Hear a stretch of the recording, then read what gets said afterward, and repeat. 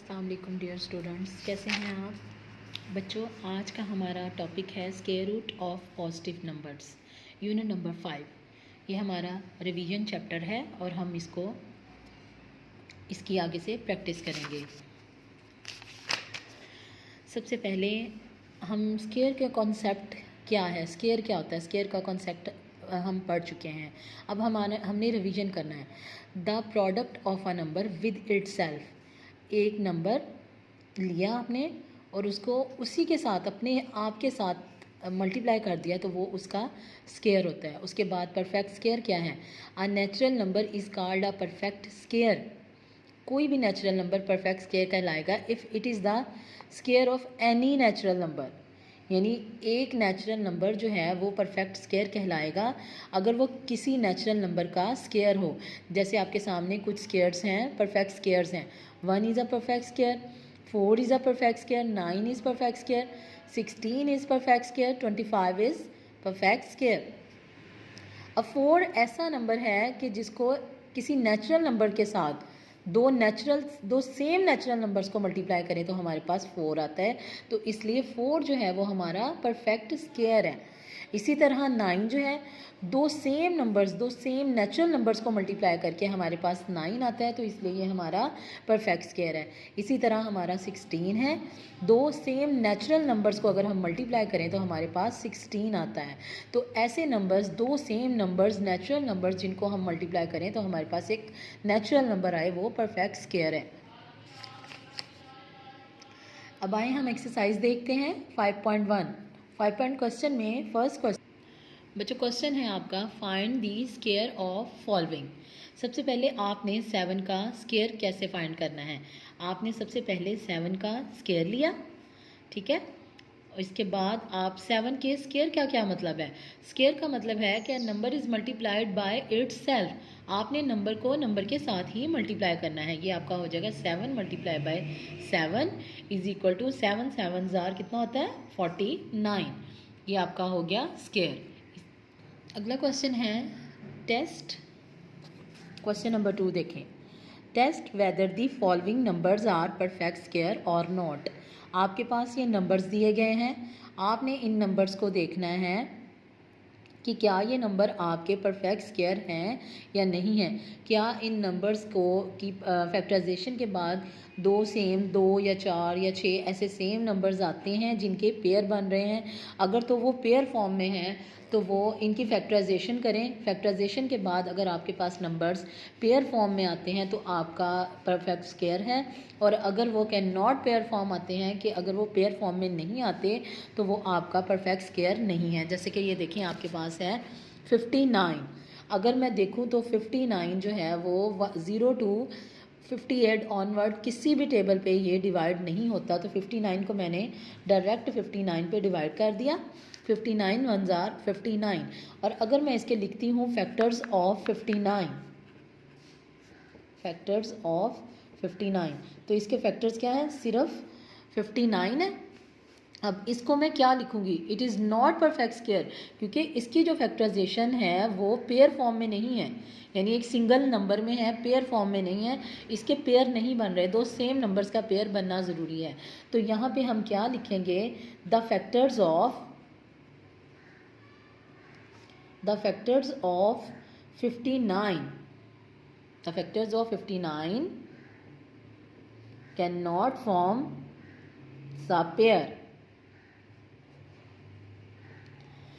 The factors of 59 cannot form the pair. It is not perfect square.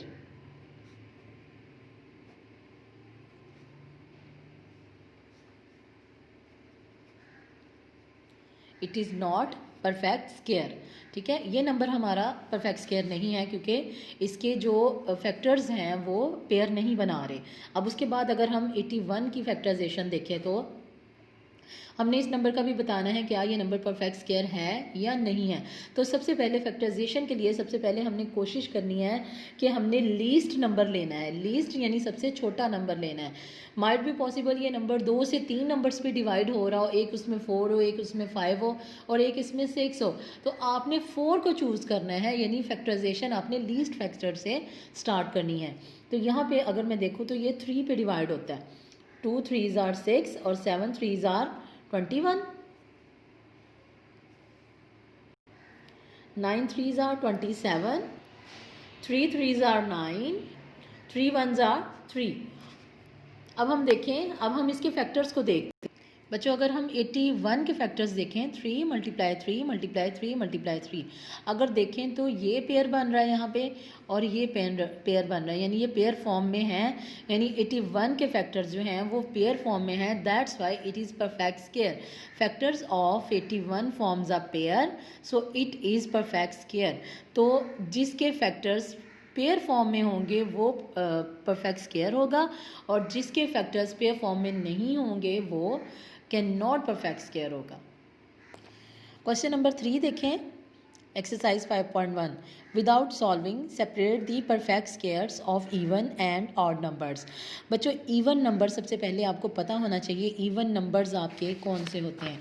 Even numbers आपके वो numbers होते हैं जिनको हम 2 पे डिवाइड कर सकते हैं, और ऑड नंबर्स वो होते हैं जो आपके 2 पे डिवाइड नहीं होते, जैसे 1 3 5 7 9। और ऑड इवन नंबर्स हैं 0 2 4 6 8 10। तो सबसे पहले आपने देखना है कि आपने बिना सॉल्विंग के आपने बताने हैं ये नंबर्स जो हैं इनमें से जो हैं perfect square of even numbers कौन से हैं, perfect square of odd numbers कौन से हैं।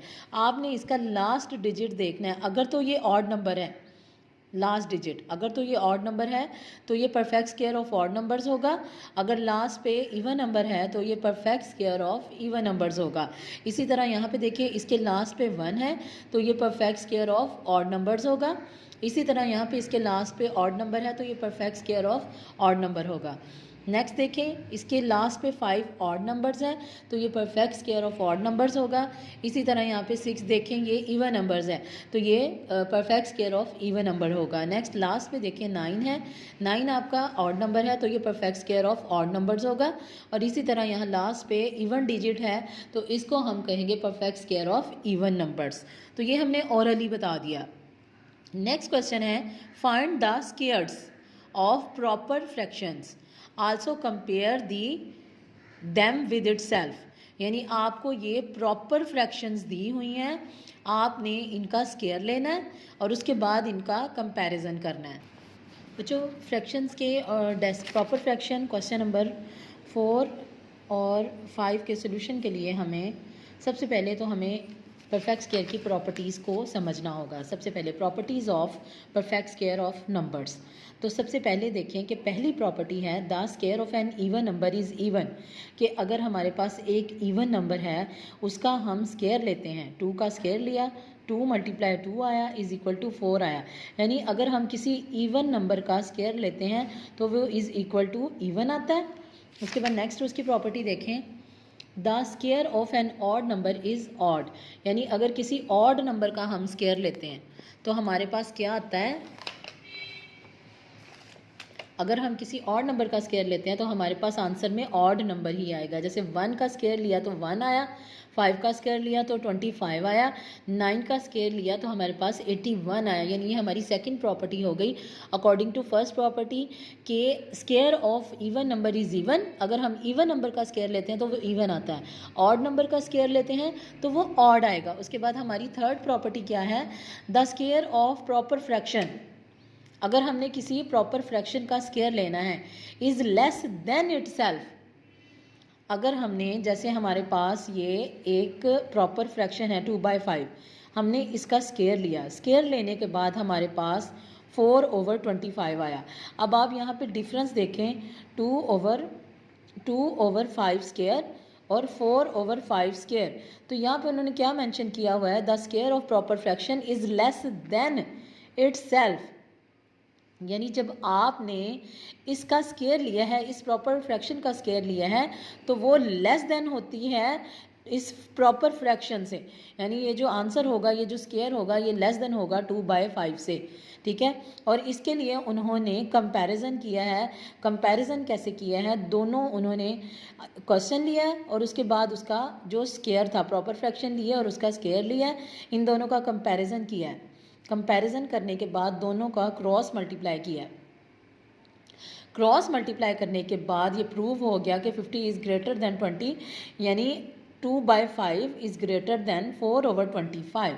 इसी तरह लास्ट इसकी प्रॉपर्टी है the square of a decimal less than 1। ठीक है, अगर आपके पास कोई डेसिमल का नंबर है, डेसिमल नंबर का स्केयर है और वो लेस देन 1 है, is smaller than the decimal, तो इसका जो आंसर होगा यानी इसका जो स्केयर होगा हमेशा वो लेस देन क्या होगा, वो लेस देन डेसिमल होगा। यानी जैसे आपके पास सामने एग्जांपल है 0.3 का स्केयर है, आपने इसका स्केयर लिया 0.3 मल्टीप्लाई 0.3, आपके पास आ गया 0.09। तो आपका जो 0.09 है हमेशा लेस देन होगा 0.3। अब बच्चों आपके सामने क्वेश्चन है find the square of proper fraction. सबसे पहले हमने क्या किया, हमने इसका स्केयर लिया। सबसे पहले हमने इसका स्केयर लिया, हमने 3/4 का स्केयर लिया। 3 के स्केयर का मतलब है 3 मल्टीप्लाई बाय 3। बच्चों आपने ये मिस्टेक नहीं करनी, क्योंकि सम टाइम ऐसा होता है कि स्केयर में आप 3 को पार के साथ मल्टीप्लाई कर देते हैं। तो हमने नंबर को पार के साथ मल्टीप्लाई नहीं करना, हमने नंबर को उसी नंबर के साथ मल्टीप्लाई करना है। 4 मल्टीप्लाई बाय 4 कितना हो गया, 16 हो गया, 9/16 हो गया। अब हमने जो प्रॉपर्टी में पढ़ा है, प्रॉपर्टी में क्या है कि हमारा प्रॉपर फ्रैक्शन है, प्रॉपर फ्रैक्शन का जो स्केयर है वो जो स्केयर है ये less than by proper fraction होता है। अब इसको हमने यहाँ पे प्रूव करना है कंपैरिजन के साथ।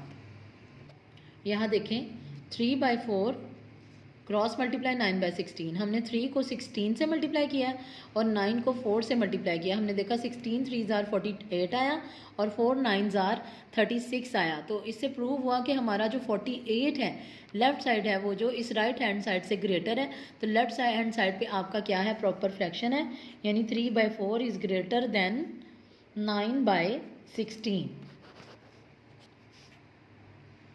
बच्चों उसके बाद आपको क्वेश्चन दिया है find the square root of decimal and compare with itself. आपके पास 0.4 दिया है, हमने सबसे पहले 0.4 का स्केयर लिया।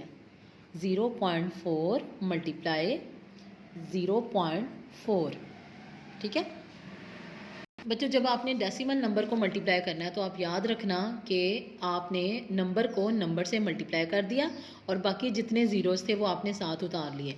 4 4s are 16 और ये 2 ज़ीरोज़ यहाँ आ गए। अब हमने यहाँ पे पॉइंट मेंशन करना है, ठीक है। पॉइंट मेंशन करने के लिए हमने देखना है कि फर्स्ट वैल्यू में पॉइंट से पहले कितने डिजिट हैं और सेकेंड वैल्यू में पॉइंट से पहले टोटल कितने डिजिट हैं। तो हमने इनको काउंट कर लेना। ये हमारे पास 2 डिजिट है, तो हमने राइट साइड से 2 डिजिट काउंट करके यहाँ पे पॉइंट लगा देना है। तो यहाँ पे हमारा 0.4 का स्केयर आ जाएगा 0.16। अब जब हमने कंपैरिजन करना है,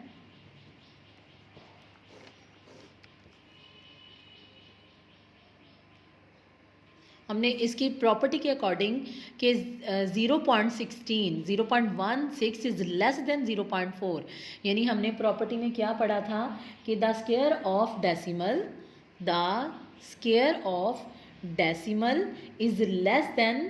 is smaller than the decimal, जो आपको क्वेश्चन दिया हुआ है। शुक्रिया।